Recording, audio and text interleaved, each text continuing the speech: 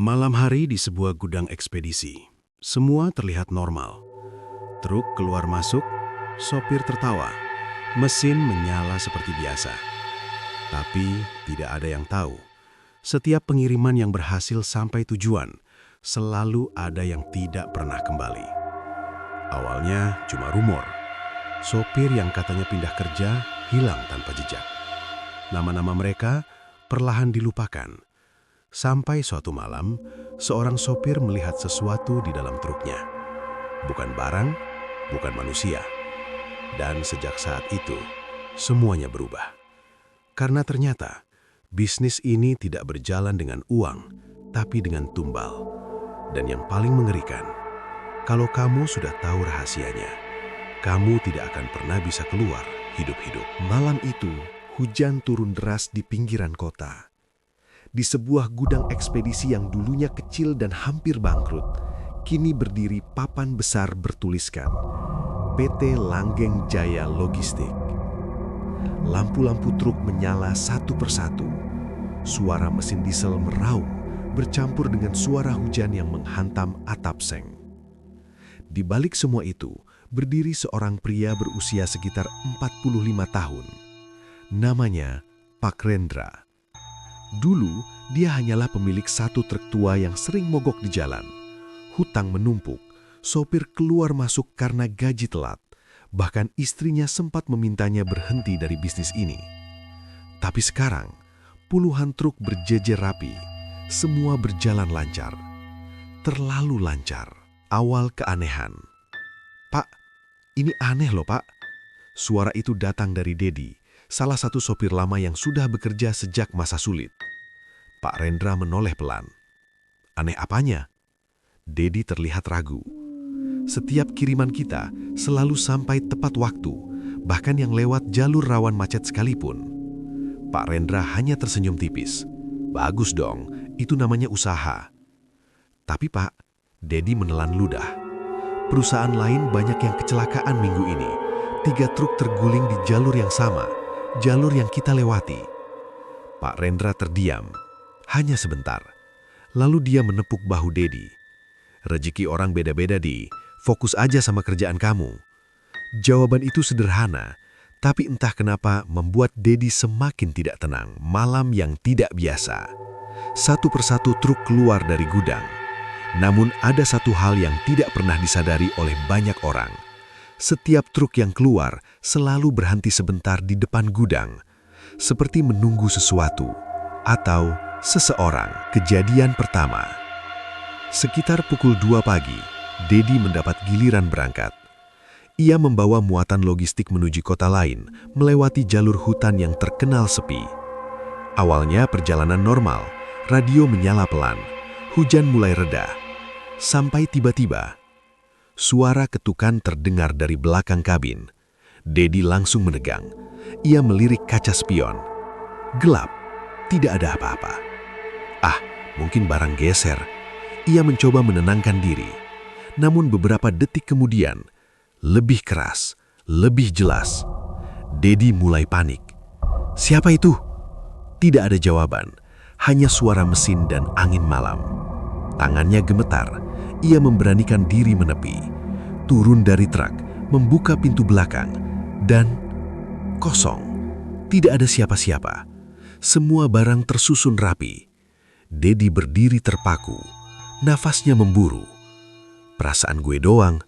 Ia mencoba meyakinkan diri, lalu kembali ke kabin, menutup pintu, dan saat ia hendak menyalakan mesin lagi, sosok di kursi penumpang. Perlahan, ia menoleh ke samping, dan di sana sudah ada seseorang duduk di kursi penumpang. Seorang pria, wajahnya pucat, basah seperti habis kehujanan, matanya kosong, menatap lurus ke depan. Dedi langsung membeku, tubuhnya kaku, mulutnya terbuka tapi tidak bisa mengeluarkan suara. Pria itu perlahan menoleh dan berbisik dengan suara serak. "Jangan berhenti, nanti dia marah." Pagi harinya, Dedi kembali ke gudang dalam keadaan pucat dan linglung. Pak Rendra sudah menunggu di sana, seolah sudah tahu sesuatu akan terjadi. "Kenapa muka kamu begitu?" tanya Pak Rendra santai. Dedi langsung mendekat.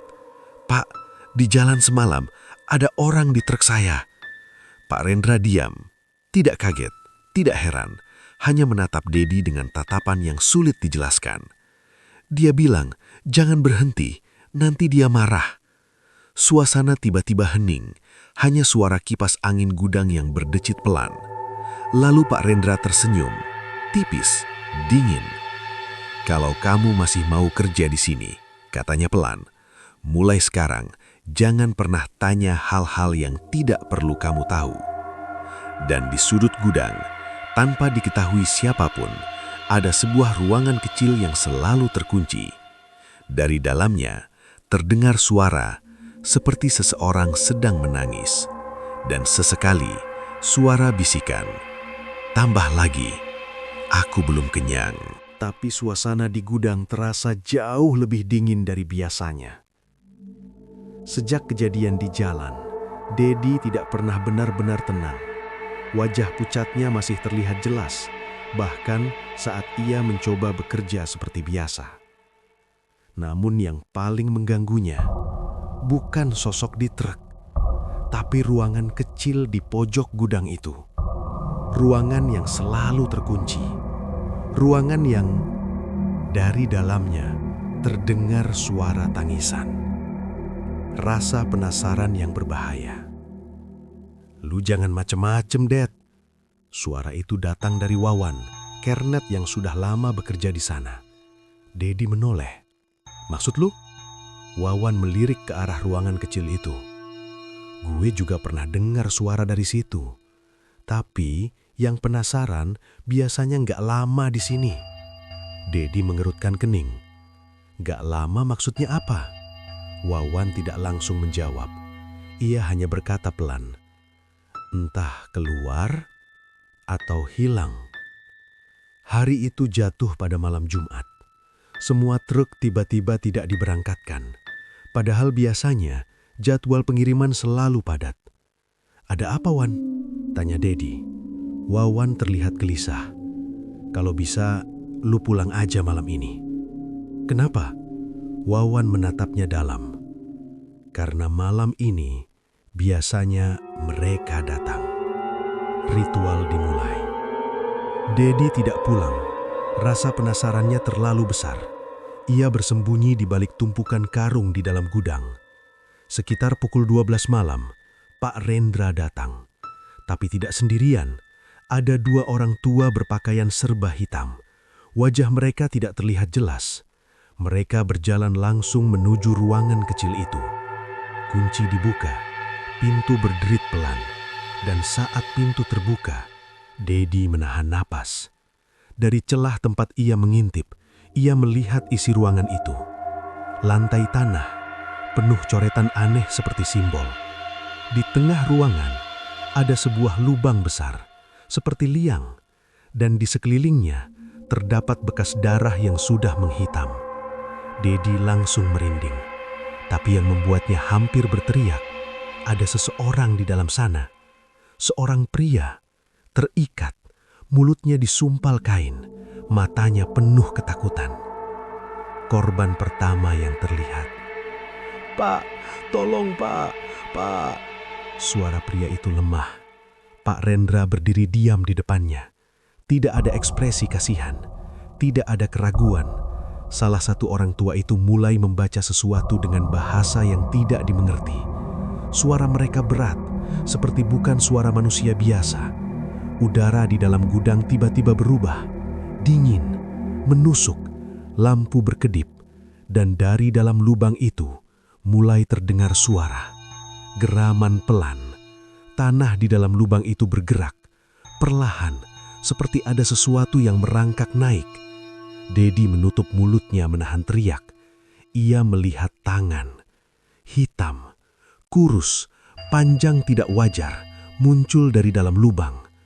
Pria yang terikat mulai meronta, tangisnya pecah. "Jangan, jangan saya." Pak Rendra akhirnya bicara dengan suara datar. "Maaf. Ini sudah perjanjian. Momen paling gelap. Tangan itu mencengkram kaki korban. Pelan, tapi kuat.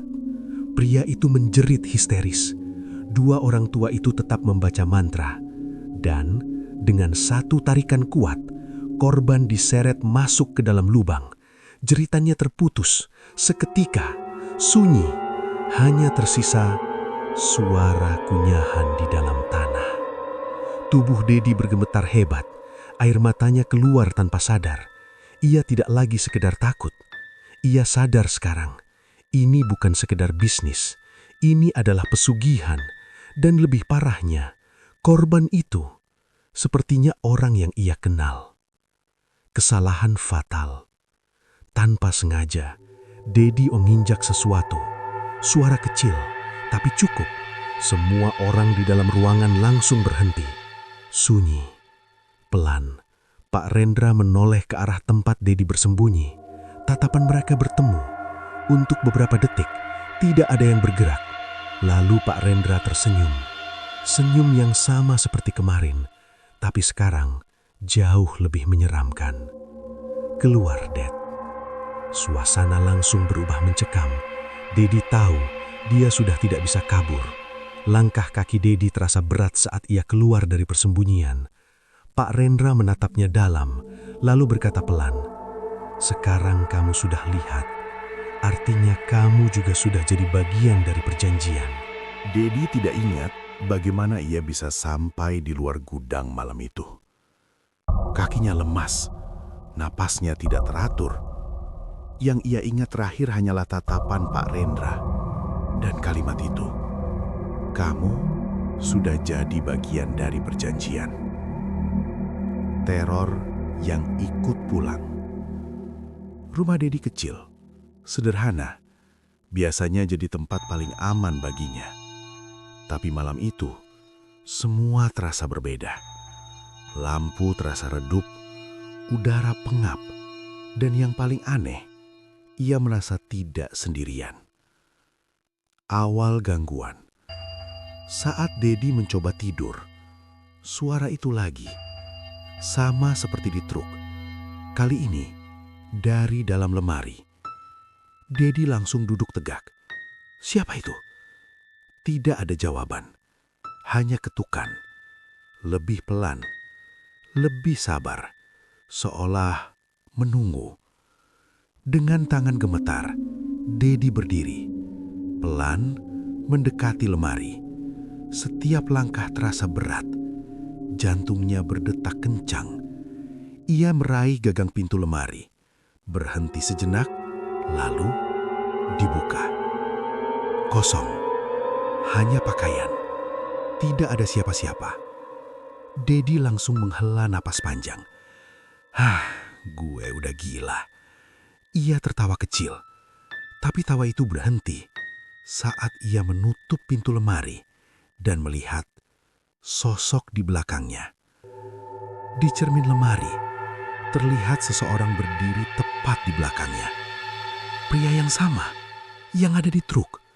Wajah pucat, basah, mata kosong. Dedi langsung membalik badan. Tidak ada siapa-siapa. Kembali ke cermin, masih ada.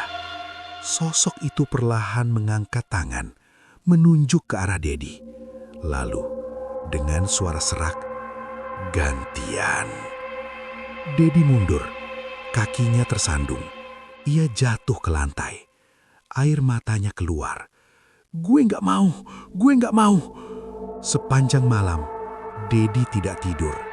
Setiap kali ia menutup mata, ia melihat lubang itu, tangan hitam itu, dan pria yang ditarik masuk. Tapi sekarang, wajah korban itu mulai jelas. Dan benar, itu orang yang ia kenal. Namanya Rudi, sopir yang katanya keluar kerja minggu lalu. Pagi hari Dedi mencoba kabur. Ia mengemas barang seadanya. Tidak peduli pekerjaan, tidak peduli gaji. Ia hanya ingin pergi sejauh mungkin. Namun saat ia keluar rumah, seorang pria sudah berdiri di depan pagar. Pak Rendra. Cepat banget mau berangkat? Suara Pak Rendra tenang, terlalu tenang. Dedi langsung panik. "Pak, Saya mau berhenti. Pak Rendra mengangguk pelan. Boleh? Jawaban itu membuat Dedi terdiam. Terlalu mudah, terlalu cepat. Tapi Pak Rendra melanjutkan. Perjanjian itu bukan sama saya. Fakta yang lebih mengerikan. Pak Rendra mendekat, matanya tajam. Yang kamu lihat semalam, itu baru sebagian kecil. Dedi mundur, tubuhnya gemetar. Saya nggak mau ikut, Pak. Saya nggak mau. Pak Rendra tersenyum tipis. Semua orang juga bilang begitu. Ia menepuk bahu Dedi, termasuk Rudi. Tiba-tiba, leher Dedi terasa dingin, seperti ada yang menyentuh. Ia menoleh pelan. Dan di sana, sosok pria pucat itu berdiri lagi. Lebih dekat, lebih jelas. Mulutnya terbuka, dan dari dalamnya keluar tanah hitam. Dedi mulai kehilangan akal. Dedi berteriak, menjauh, menabrak pagar. Ia melihat ke arah Pak Rendra. Tapi Pak Rendra hanya berdiri diam, seolah tidak melihat apa-apa. Atau sudah terbiasa. Pak Rendra berkata pelan, mulai sekarang, dia bakal ikut kamu terus. Dedi gemetar. Kenapa saya, Pak? Pak Rendra menatapnya dalam dan menjawab, karena kamu sudah lihat prosesnya dan sekarang kamu calon berikutnya. Di belakang Dedi, sosok itu semakin mendekat dan kali ini tangannya mulai menyentuh bahu Dedi. Dedi tidak lagi bisa membedakan mana nyata dan mana tidak. Sejak pagi itu, sosok pria pucat itu tidak pernah pergi. Selalu ada.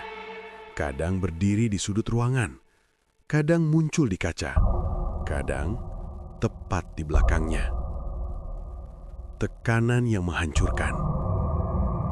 Dedi mencoba keluar rumah, pergi sejauh mungkin, naik ojek, naik angkot, berpindah-pindah tanpa tujuan.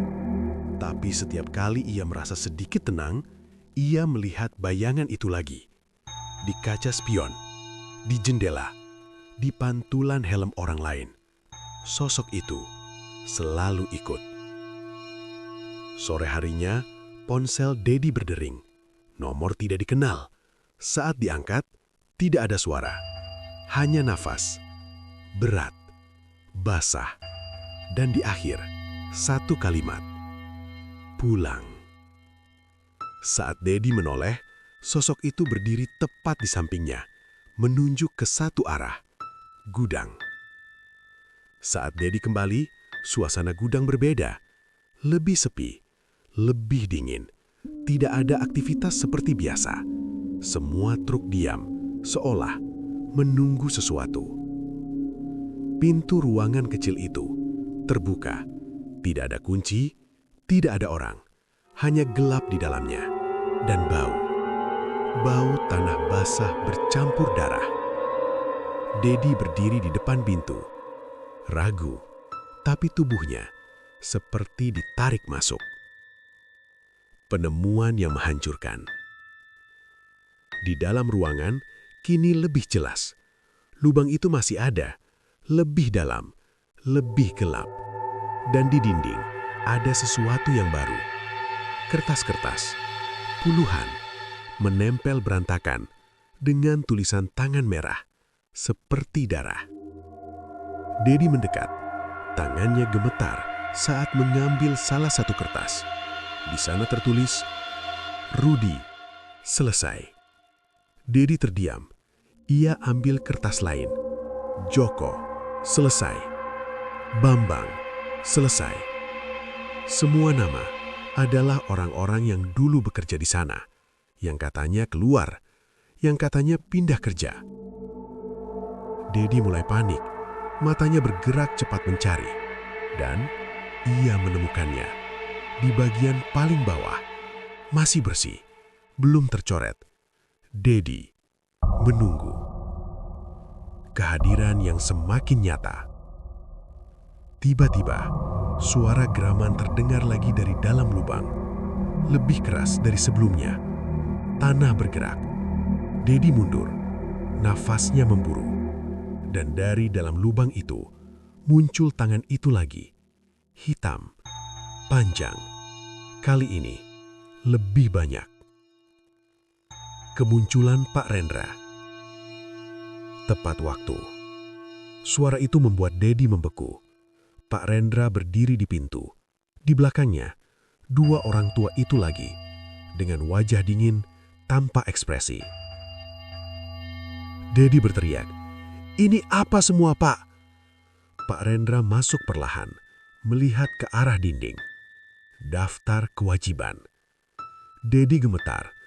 Saya nggak mau jadi itu." Pak Rendra menatapnya. Dalam.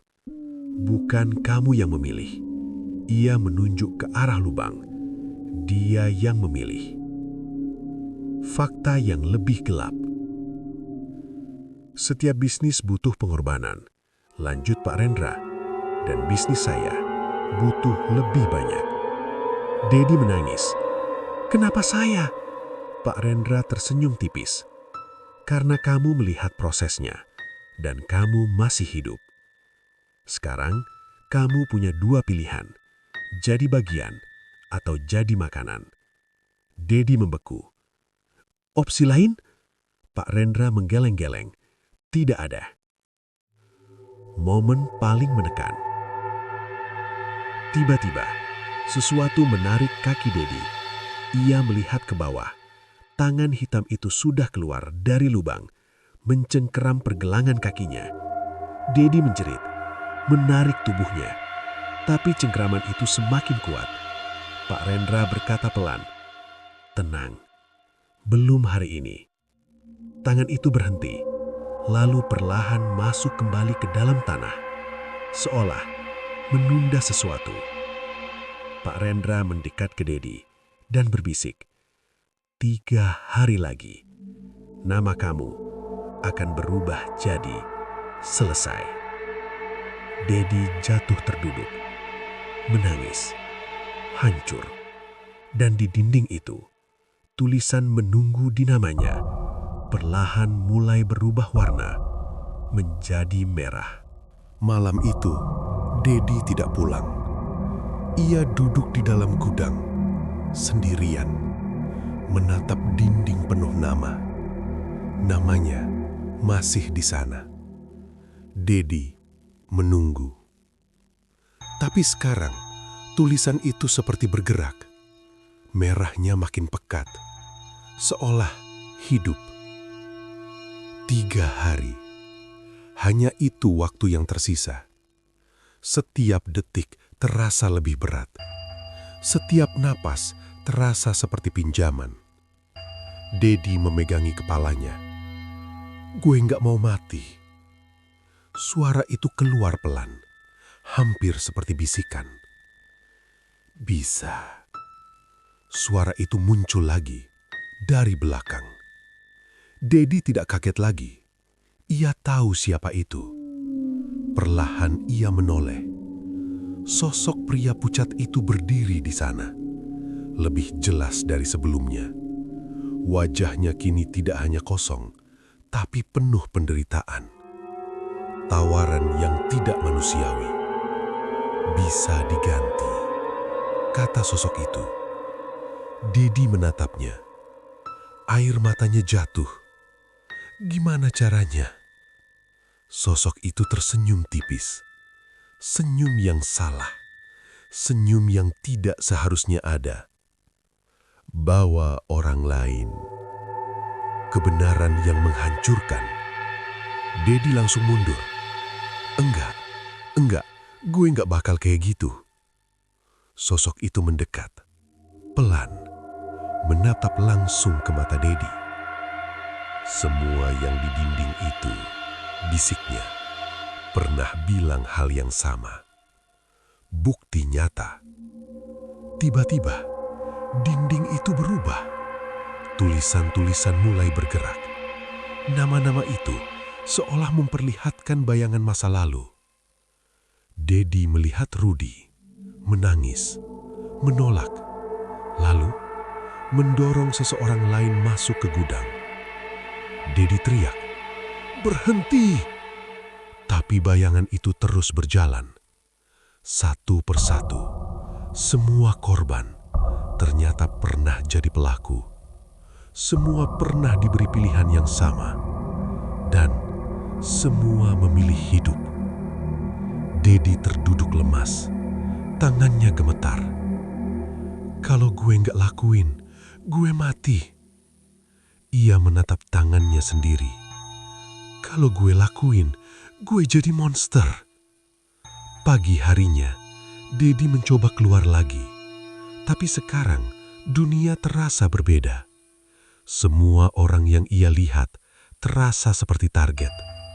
Seorang tukang parkir, seorang pengamen, seorang teman lama di warung. Pikirannya mulai berubah. Yang itu, yang lemah, yang gak bakal dicari. Suara itu terus muncul di telinganya, di kepalanya, tidak berhenti. Sore hari, Dedi duduk di pinggir jalan, matanya kosong. Saat itu, seorang anak kecil lewat, sendirian, membawa kantong plastik. Tidak ada orang tua, tidak ada yang memperhatikan. Dedi menatap anak itu. Lama, momen paling kejam. Tangannya bergerak sedikit, tubuhnya condong ke depan. Langkahnya pelan, mengikuti anak itu dari belakang. Napasnya berat, matanya kosong. Detik penentuan. Anak itu berhenti, menoleh, menatap Dedi dengan polos. "Om, kenapa?" Pertanyaan itu menghancurkan sesuatu di dalam diri Dedi. Dedi langsung mundur, menjauh, menarik rambutnya sendiri. "Gue nggak bisa!" Ia berteriak, menangis, histeris. Konsekuensi langsung. Tiba-tiba, lehernya terasa dicekik. Kuat, tak terlihat. Ia terangkat sedikit dari tanah.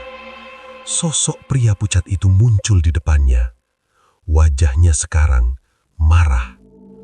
"Kamu nolak," bisiknya. "Berarti kamu siap." Cengkeraman makin kuat. Dedi kehabisan napas. Matanya membutih. Tiba-tiba, cengkeraman itu dilepas. Dedi jatuh ke tanah, terbatuk, terengah-engah. Pak Rendra berdiri di belakangnya. "Masih ada waktu," katanya dingin, tapi tidak banyak. Dedi melihat ke tangannya, dan di sana muncul sesuatu yang baru. Tulisan merah, seperti luka. 2 hari. Sosok itu berdiri di belakangnya, lebih dekat dari sebelumnya, dan kali ini tersenyum lebar. Malam itu, Dedi tidak pulang. Ia duduk di dalam truk. Mesin mati. Lampu kabin redup. Tangannya gemetar. Menatap tulisan di lengannya. 2 hari. Tulisan itu bukan sekedar luka. Ia bergerak, pelan, seperti berdenyut mengikuti detak jantungnya. Perut Dedi terasa aneh, kosong, tapi bukan lapar biasa, lebih dalam, lebih gelap. Setiap kali ia melihat orang lewat, ada dorongan aneh dalam dirinya, seperti insting, seperti memilih. Sosok pria pucat itu muncul lagi di kursi penumpang, tapi sekarang wajahnya berubah. Kulitnya mulai retak. Dari dalam mulutnya masih keluar tanah hitam. Namun kali ini ia tersenyum. Lebih lebar. Lebih tidak manusiawi. "Cepat," bisiknya. "Atau kamu yang diambil." Dedi keluar dari truk, berjalan tanpa arah. Namun sekarang ia tidak lagi melihat orang sebagai manusia. Di matanya, beberapa orang terlihat berbeda. Ada bayangan hitam tipis di sekitar tubuh mereka, seolah ditandai. Penjelasan yang mengerikan. "Yang itu bisa." Suara itu lagi. Dedi menoleh. Sosok itu menunjuk seorang pria tua di pinggir jalan, sendirian, lemah, tidak diperhatikan siapapun. Langkah Dedi bergerak sendiri, mendekat, pelan. Tangannya mulai terangkat, nafasnya berat, matanya kosong.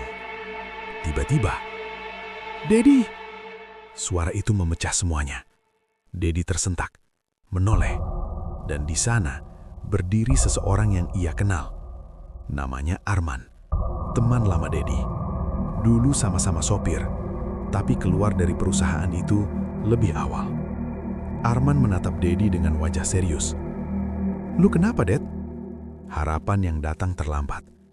Dedi langsung mendekat, seperti menemukan penyelamat. "Man, gua mau mati." Ia hampir menangis. Arman tidak kaget, tidak heran. Seolah sudah tahu. "Lu lihat ruangannya ya?" tanya Arman pelan. Dedi mengangguk cepat. Arman menghela napas panjang. "Gue juga pernah di posisi lu." Dedi membeku. "Terus, lu selamat gimana?" Suara Dedi gemetar. Arman diam. Lama. Matanya kosong. Lalu ia menjawab, "Gue milih." Pengakuan yang menghancurkan. Dedi mundur. "Lu, maksudnya?" Arman menatapnya lurus. "Gue bawa orang." Suasana langsung hening. Semua suara seperti hilang. "Gue gak bangga," lanjut Arman. "Setiap malam gue lihat wajahnya." Ia menunduk. "Tapi gue masih hidup." Pilihan yang dipaksa. Arman memegang bahu Dedi. "Kuat. Lu gak punya waktu, Dad. Besok tinggal sehari. Kalau lu gak lakuin, lu bakal digantiin." Perubahan Dedi. Dedi menatap kosong. Tangannya gemetar.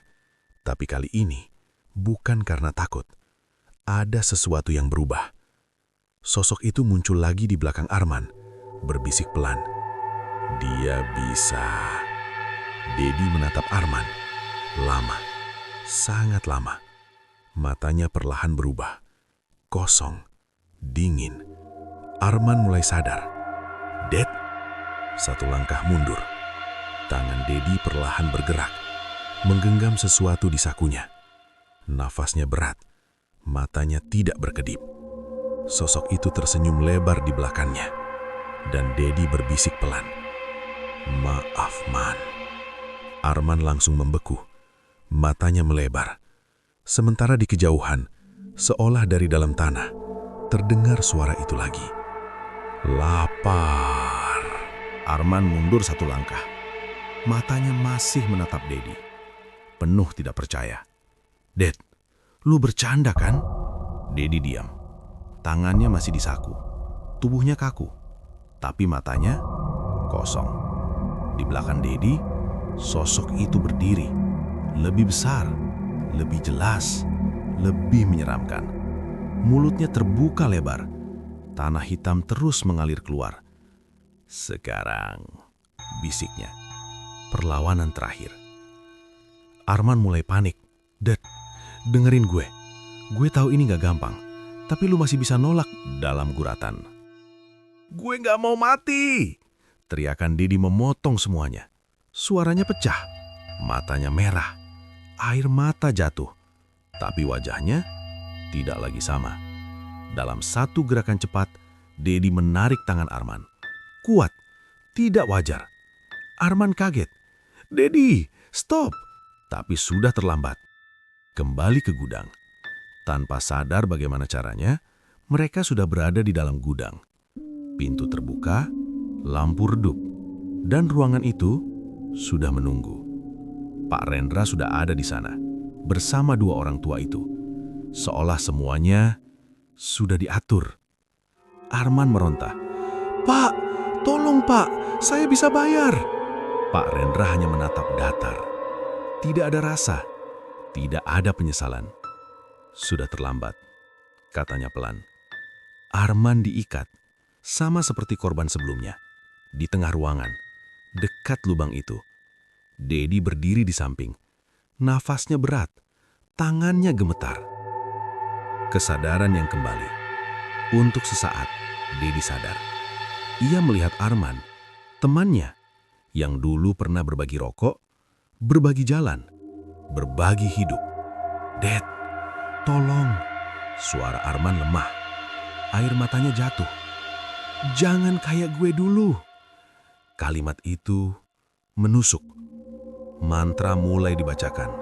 Suara berat, tidak manusiawi. Lampu berkedip. Udara membeku. Lubang itu bergerak. Lebih cepat dari sebelumnya. Lebih liar. Tanah bergelombang. Kali ini bukan hanya tangan, tapi setengah tubuh. Makhluk itu mulai keluar. Kulitnya hitam, basah, seperti tanah hidup. Matanya kosong, tapi lapar. Arman menjerit, "Dedi!" Dedi menutup telinga, menutup mata, menangis. Tapi tubuhnya tidak bergerak. Tangan makhluk itu mencengkram kaki Arman. Kuat, tidak bisa dilepas. Arman berteriak histeris, menarik tubuhnya. Tapi sia-sia. "Dedi, tolong, gue nggak mau mati." Jeritan itu menggema di seluruh ruangan. Dedi membuka mata, menatap Arman untuk terakhir kalinya. Dan ia tidak bergerak. Pengorbanan selesai. Dengan satu tarikan brutal, Arman diseret masuk ke dalam lubang. Jeritannya terpotong. Sunyi. Hanya tersisa suara kunyahan. Semua kembali hening. Mantra berhenti. Lubang menutup perlahan. Seolah tidak pernah terjadi apa-apa. Dedi jatuh terduduk. Tangannya gemetar hebat. Air matanya tidak berhenti. Pak Rendra mendekat, melihat ke dinding, mengambil satu kuas kecil, mencoret sesuatu. Dedi melihat dengan mata kosong. Dedi selesai. Dedi tersenyum, pelan, aneh. Sosok itu muncul lagi di belakangnya. Tapi sekarang tidak lagi mengganggu, tidak lagi mengancam. Ia hanya berdiri, diam. Pak Rendra menepuk bahu Dedi. "Selamat. Sekarang kamu aman." Dedi menoleh pelan, dengan wajah yang sudah berbeda. "Terus, selanjutnya apa, Pak?" Pak Rendra senyum lebih lebar dari sebelumnya. "Kamu mulai cari pengganti." Di dinding, nama baru mulai muncul. Pelan, seperti ditulis oleh sesuatu yang tak terlihat. Pagi itu, matahari terbit seperti biasa. Tidak ada yang terlihat aneh. Tidak ada yang terlihat salah. Di luar gudang, aktivitas kembali normal. Truk keluar masuk. Kernet tertawa. Sopir merokok di pinggir. Semua tampak seperti hari biasa. Dedi berdiri di depan gudang.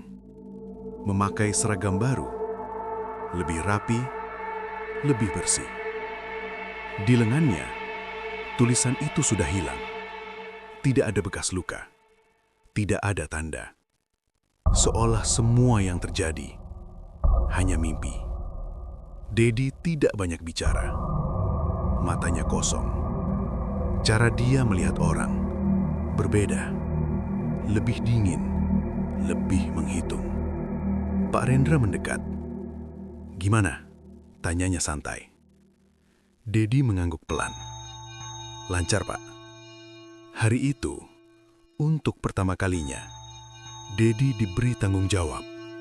Bukan mengemudi, bukan mengantar barang, tapi mengawasi orang.